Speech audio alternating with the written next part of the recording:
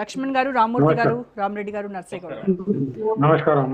Right, ముందుగా నర్సయ్య గౌడ్ గారు మీతో స్టార్ట్ చేద్దామండి. ప్రభుత్వం అధికారం చేపట్టి హాఫ్ టర్మ్ పూర్తయిపోయింది. చూస్తుండగానే 2.5 ఏళ్ళు గడిచిపోయింది. ఇప్పటికే అమలు కానటువంటి హామీలతో ప్రతిపక్షాలు ప్రతిరోజు కూడా మీ పైన ఆరోపణలు చేస్తూ ఉన్నారు. సో ఇదే టైంలో వాళ్ళకి మరొక అస్త్రం, డెవలప్మెంట్ జరగట్లేదు, కార్పొరేషన్ పదవులు కార్పొరేటెడ్ పదవులు కావచ్చు, నామినేటెడ్ పదవులు కావచ్చు, ఏవి కూడా ఫిలప్ చేయకపోవడంతో ఎక్కడికక్కడే ఆగిపోయింది, అభివృద్ధి కుంటుపడుతుంది అని చెప్తున్నారు. అలాగే పదవుల కోసం ఆశతో ఎదురు చూస్తున్నటువంటి కార్యకర్తలు వాళ్ళు ఎదురు చూసి చూసి చూసి ఇక నిరాశకు గురవుతున్నటువంటి పరిస్థితి. అదొక డైలీ సీరియల్ లాగా ఇదిగో ఇదిగో అన్నట్టుగానే ఉంది తప్ప ఒక క్లారిటీగా, ఒక కన్స్ట్రక్టివ్గా వెళ్తున్నట్టుగా ఎక్కడా కనిపించట్లేదు అనేది వాళ్ళల్లో ఉన్నటువంటి నిరాశ. సో ఏం జరుగుతుంది కాంగ్రెస్ పార్టీలో, అలాగే ప్రభుత్వ పనితీరులో వచ్చేటువంటి విమర్శలపై మీరు ఇచ్చేటువంటి సమాధానం? ముందుగా మీకు ప్యానెల్లో ఉన్న పెద్దలకు, వ్యూవర్స్కు నమస్కారం. కాంగ్రెస్ పార్టీలో ఈ పదవుల పంపకం అనేది వాస్తవంగా ఇప్పుడు హాట్ టాపిక్ అని చెప్పాలి. ఎందుకంటే ఇంతకు ముందు భర్తీ చేసిన 37 చైర్మన్లు కానీ అవి కూడా టైం అయిపోతా ఉంది. ఈ మధ్యన ఒక 3, 3, 4 కూడా ఇవ్వడం జరిగింది.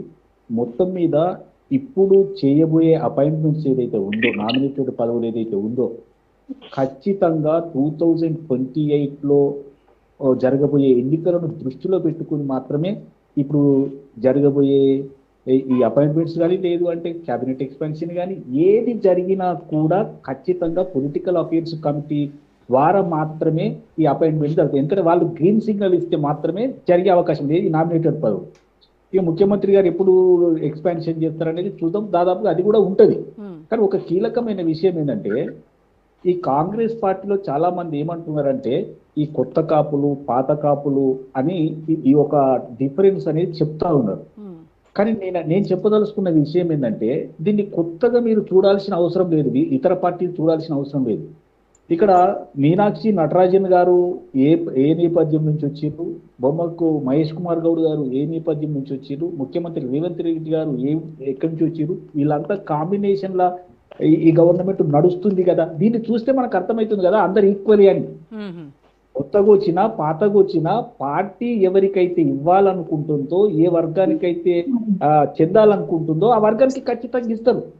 ఇప్పుడు ఆశావాహులు ఇప్పుడు కోట్ల మంది ఉంటారండి, కార్యకర్తలు, పనిచేసే వాళ్ళు, నాయకులు చాలా మంది ఉంటారు.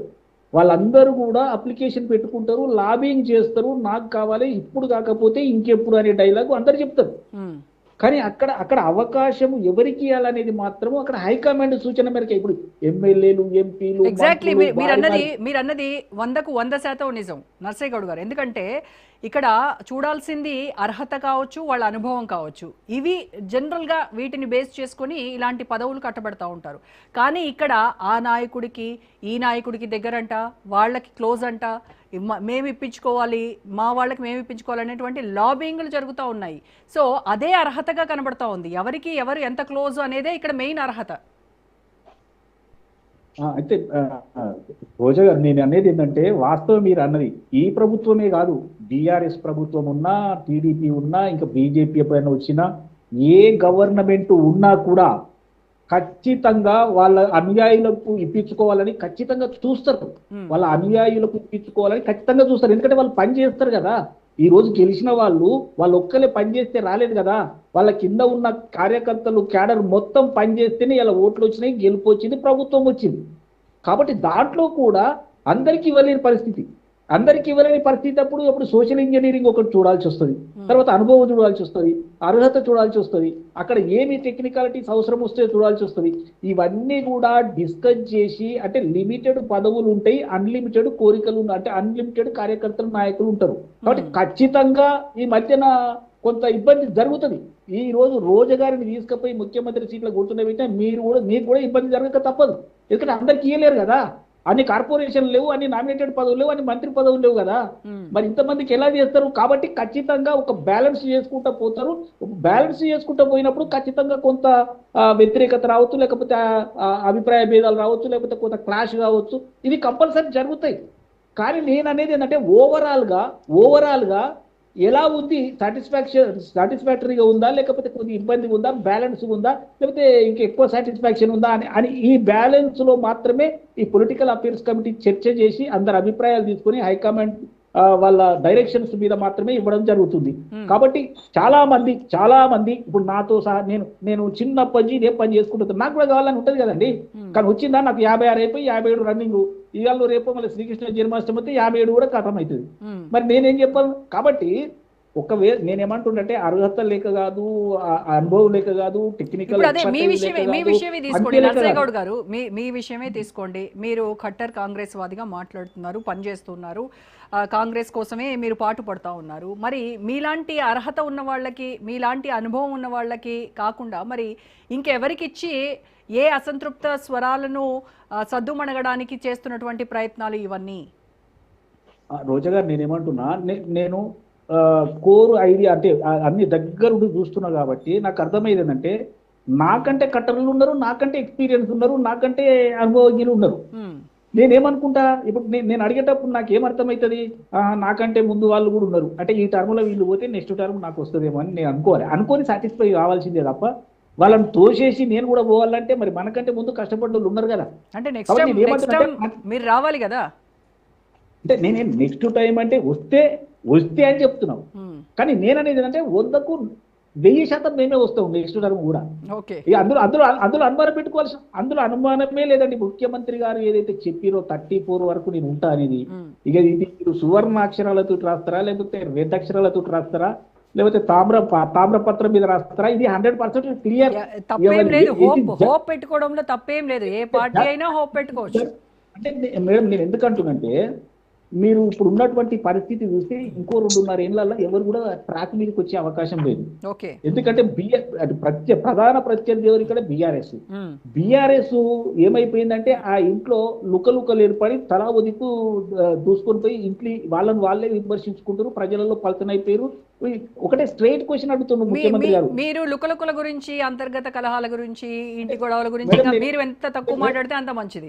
నర్సయ్య గౌడ్ గారు బాహటంగా లేఖలు రాసుకుంటున్నారు, మంత్రుల మధ్య సమన్వయం లేదు, సఖ్యత లేదు, మీ సొంత పార్టీ ఎమ్మెల్యేలే మీ పార్టీని బహిరంగంగా విమర్శిస్తా ఉన్నారు. ఇది ముందు మీ అంతర్గత ప్రజాస్వామ్యం ఎక్కువ అంటారు కదా కాంగ్రెస్ లో, అది మరీ విపరీతంగా ఎక్కువైపోయిందేమో. రోజా గారు మీరు ప్రస్తావించిన అన్ని, మీరు ఏవైతే ప్రస్తావించారో ఇప్పటి వరకు అవన్నీ కూడా మా బలం. ఇప్పుడు మీరు ప్రస్తావించినవన్నీ మా బలం అంటే అవి మాకు మైనస్లు కావు. అది ప్రాంతీయ పార్టీలో ఒక కూతురు బయటికి వచ్చి మా డాడీ ఆయన మరమనిషి అయిపోయాడు, ఆయన పనికిరాడని చెప్పడం, మా అన్నకు తెలియలేదని చెప్పడం, మా బావకు గుంటనక్క అని చెప్పడం, ఇంకో ఆయన రాక్షసుడు అని చెప్పడము, వీళ్ళకు 100,000 ఎకరాలకు బాబోలు రావడం అనేది ప్రాంతీయ పార్టీలో లైవ్ లో మాట్లాడాల్సింది ఇది కాదు. ఇది అసలు వాస్తవంగా ఏంటంటే నేను నర్సయ్య గౌడ్ గారు మళ్ళీ మాట్లాడదాం, డిబేట్ కంటిన్యూ చేద్దాం ఒక షార్ట్ బ్రేక్ తర్వాత. Stay tune to Raj news.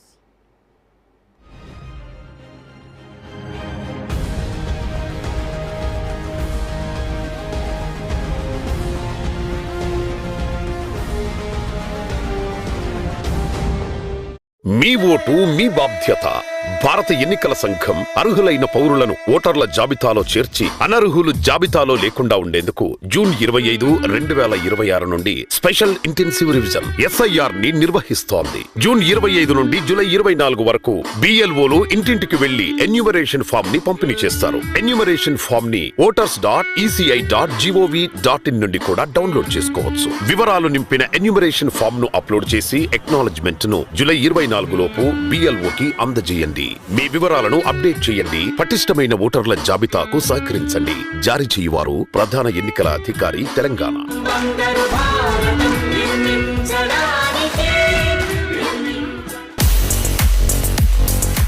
At KL, we help you turn your interests into skill sets. KL deemed to be university.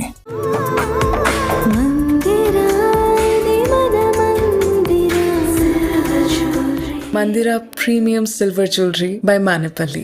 మన ఎర్నింగ్స్ కి ఎక్స్పెండిచర్ కి ఎప్పుడు పొంతన ఉండదు. అందుకే సరైన సేవింగ్స్ అవసరం. అది కపిల్ చిట్స్ తోనే సాధ్యం. నా ఎంపిక కపిల్ చిట్స్. కపిల్ చిట్స్ మీ కళలకు సాకారం. 148 plus student-led startups, 11 exited startups, 12 cash flow positive startups. KL deemed to be university.